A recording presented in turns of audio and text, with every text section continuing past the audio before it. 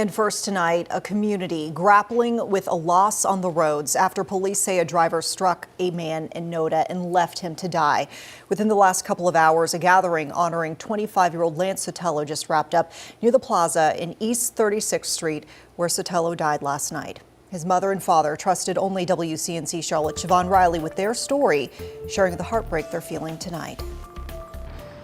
The community held a candlelight vigil here at Chasers, directly across the street from where Lance Sotelo lost his life. His parents were in Georgia when they received that devastating news.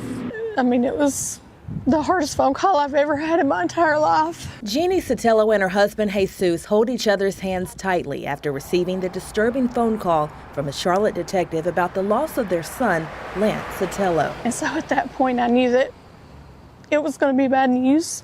And then he told us that Lance had been involved in an accident and that he didn't survive. No one lived a more authentically life than Lance. He lived exactly the way it should be on his own terms without holding back. Hundreds of friends attended a candlelight vigil for Lance and walked back to the plaza near the East 36th Street intersection where he was hit by a driver. Every time I saw him,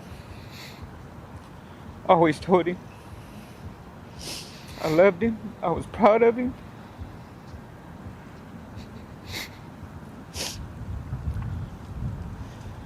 That's what I would say to him.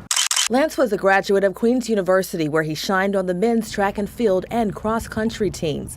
He also served as president of the Student Government Association. He was also a member of the LGBTQ community. He came out when he was 15 years old to his sister. And we live in a small conservative town, and we were so scared for him. But the person that he was, nobody cared.